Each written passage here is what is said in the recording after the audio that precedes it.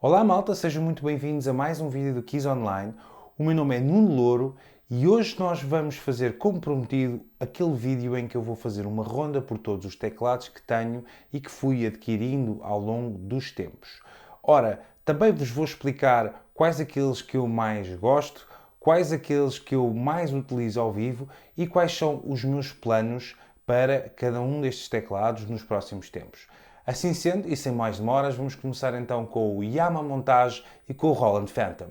Temos então aqui como primeiro teclado aqui o Montage. O Montage é um teclado que eu gosto muito e pelos vistos vocês também, porque houve muitas visualizações do vídeo de review que eu fiz do Montage.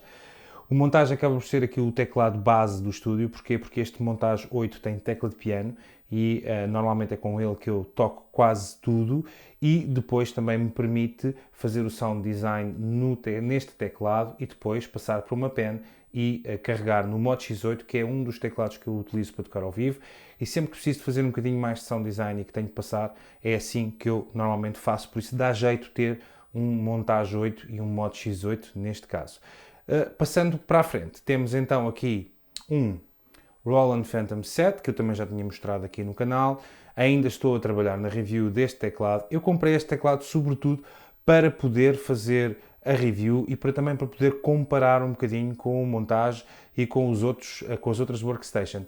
Acontece que este é um teclado um bocadinho diferente e eu gosto muito do facto de, por exemplo, termos acesso ao módulo do Jupiter 8, ao módulo do Juno 106, tudo isso, mas e também gosto muito da forma como o teclado está pensado para trabalhar. É muito fácil e agrada-me bastante. No entanto, vão ter que esperar um bocadinho mais pela review. Então, aqui temos duas colunas MSP5, temos aqui esta e esta. Este modelo é um modelo que penso que já não se fabrica da parte da Yamaha, mas que é muito bom e que tem muito bom som. E aqui temos um monitor de 32 polegadas. Depois vamos passar então aqui para o meu iMac, que é um iMac Late 2013, não é nada de especial, é muito especial porque tem aqui, não sei se conseguem perceber no vídeo, mas tem aqui um grande crack no vidro.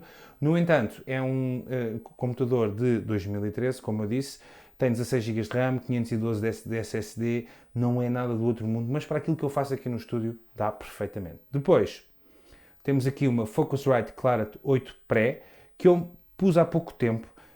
A vantagem que esta placa tem é que me permite ter 4 teclados ou 8 canais ligados quando eu quiser ouvir, escuso estar a mudar cabos, etc. Que era uma coisa que às vezes me chateava um bocadinho na Apple Twin. E depois, passando então um bocadinho para este lado, temos então aqui o Korg Minilog XD, que estou prestes a gravar o vídeo da review.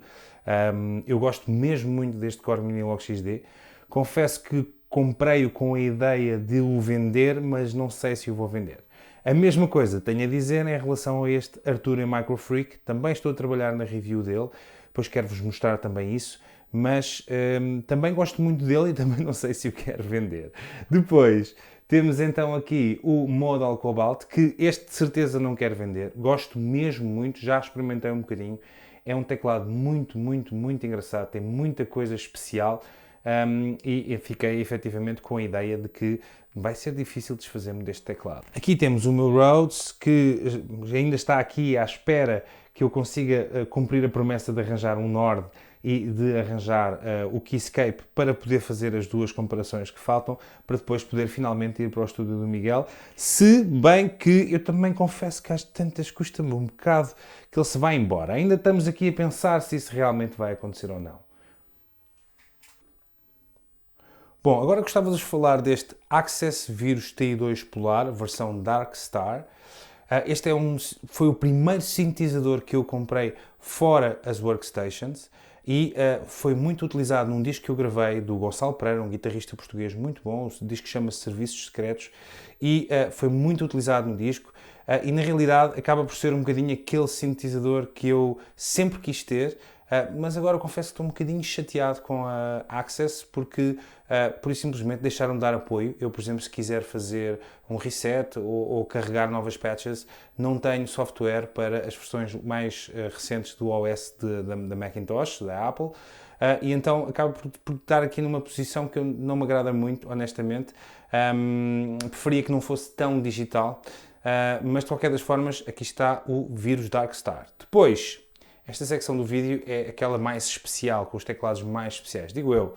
Aqui temos um Moog Sub-37, que faz parte um bocadinho de uma coleção que eu queria ter, que basicamente passava pelo vírus, pelo Moog e pelo outro teclado que eu vou mostrar-vos a seguir. Aqui este Moog Sub-37 é uma máquina que é muito conhecida, até porque veio, de certa forma, desbloquear os Moogs para as pessoas que não têm assim tanto dinheiro, que não podem pagar 2.500, 3.000 euros por um Moog Voyager. Depois deste seguiram-se outros muito bons, mas este é o primeiro que veio desbloquear assim um bocadinho os Moogs. Também tínhamos o Little Fatty antes deste, mas não era tão bom. Este aqui é um sweet spot muito bom, não é muito caro e também não perdeu valor. Estamos a vê-los mais ou menos ao mesmo preço que custavam novos. E então é um segundo teclado de sonho que eu tinha. E agora vamos passar para o terceiro teclado, que eu não sabia que era de sonho, mas que entretanto, quando o experimentei para o canal, não consegui resistir e acabei por comprar, também pela possibilidade de ter feito um bom negócio. Então aqui estamos a falar do Dave Smith, ou do Sequential Prophet Rev 2. Este aqui é meu, também não me vou desfazer dele tão cedo. Quando muito, um dia espero arranjar um Prophet original, mas para já estou muito satisfeito com este. É realmente um teclado que eu gosto muito e que quero continuar a explorar e a ter mais razões para utilizar nos projetos em que estou a tocar. Por falar em utilizar nos projetos em que estou a tocar, aqui está um teclado que eu não utilizo nos projetos em que estou a tocar, não porque não tenha razão para o fazer, mas porque me custa. Este Hammond XK5 eu comprei num negócio relativamente agradável, em que estava consideravelmente mais barato do que comprar novo e estava em estado novo. De tal forma estava em estado novo que me custa a mim utilizar este teclado. Confesso que no ano de 2021 só utilizei uma vez ao vivo no Avante, porque era um palco grande e era um artista especial, o Paulo Carvalho, e então pareceu-me uma boa ideia levar também um teclado especial para esse concerto. É um teclado que eu adoro e que não me vou desfazer dele com certeza. Adoro este Hammond XK5. Bom, agora vamos falar dos teclados que eu mais uso para tocar. Aqui está o YC61, é um teclado que eu tenho usado muito desde que eu adquiri. Na realidade, acaba por substituir o Hammond, é uma peça um bocadinho mais barata e tem outros sons e tem muito bom som de tudo, por isso acaba por ser um ótimo teclado complementar. Eu não consigo tocar piano com tecla leve, tenho essa questão, não consigo adaptar-me, nunca me consegui adaptar a tocar piano com tecla leve. Por isso, acabo sempre por utilizar dois teclados, sempre tenho que ter sempre um teclado de piano comigo, a menos que vá para um ensaio ou algo que não tenha um nível de exigência muito grande.